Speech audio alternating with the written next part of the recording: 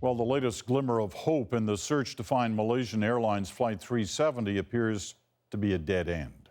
Officials say a piece of metal that washed up on the Australian coast today is likely not from the plane. It's now been a month and a half since that plane and the 239 people on board went missing. And still, crews have found no physical evidence of the aircraft, no debris, no black boxes. But even without those vital pieces of information, investigators are diligently working to determine exactly what happened. Adrienne Arsenault takes us inside their confidential investigation.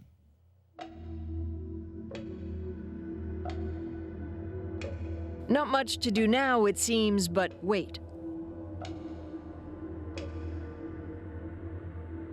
All up now, it seems, to an unthinking, unfeeling robotic vehicle venturing closer to the center of the Earth than anyone or anything has ever been.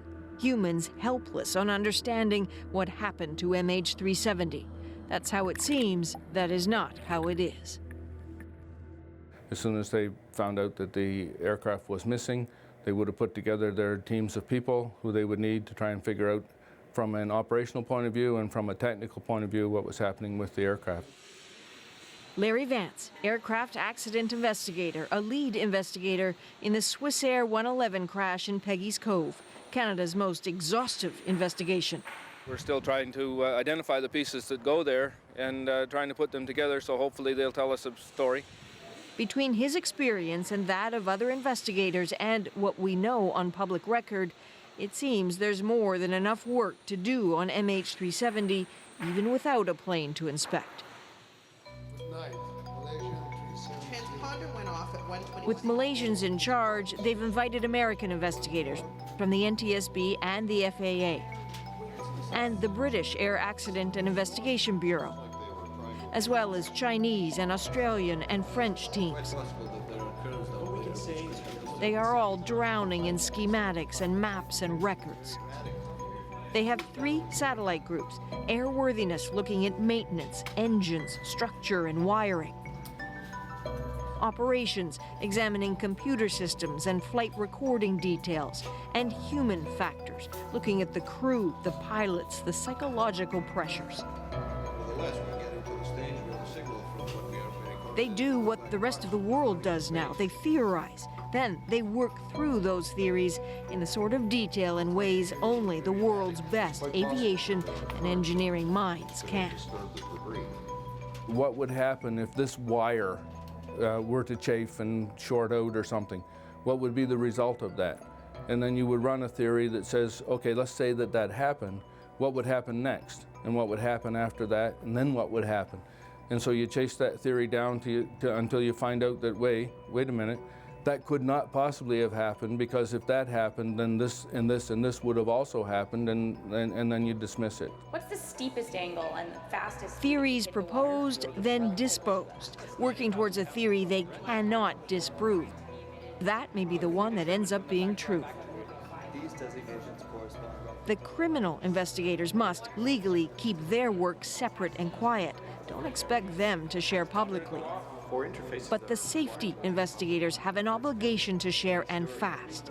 Their job is to protect planes and the people on them from any vulnerabilities. You can bet that they've gone through every potential scenario with that in mind to say, is there something in this airplane, in its design, in its manufacture, in its operation, is there something that's common to all the other 777s that could happen again? If engineers, for example, manage to replicate a scenario where a mechanical problem results in the transponder turning off and the plane inadvertently heading off course, that would immediately result in a notice to all airlines. It happened in Swissair long before the investigation was complete. The TSB issued an advisory leading to inspections of wiring for flammability on all MD-11s. But in the case of MH370, after all this time, not a single advisory has been sent to airline or engine manufacturers. If that absence of information seems unimportant, it's actually incredibly revealing to those in the know. Given that they have yet to put out any alerts or issue any service bulletins or anything from a technical point of view on this particular accident, one would have to surmise that they're looking at areas other than technical issues with the airplane. What do you have left? You have basically the people on board the airplane, the passengers, and the flight crew. That's 90,000 pounds of thrust per engine. Lost on purpose, perhaps. In an investigation, no information is information in a way. Consider that the pings from the recorders have apparently been heard, but there's no trace of a debris field. Around that investigation table, the debate about that is surely robust. At its most basic, a debris field of thousands of pieces means a plane went into the water out of control.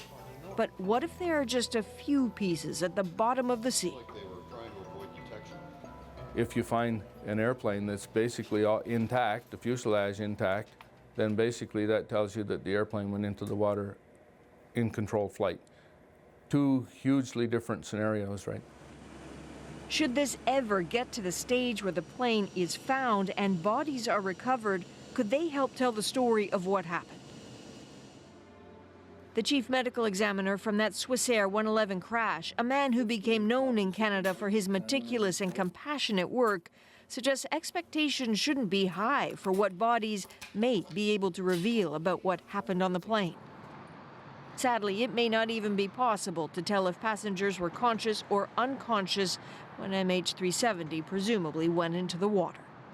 There are only really 2 or 3 things that can come out of the investigation of the remains, and one of them has to do with the potential for an incendiary or an explosive device to have been on board and for that to have left a stigma on the remains. And the other issue that is linked to that is human toxicology, which would perhaps give some possibility of detecting an accelerant, for example, or a bomb.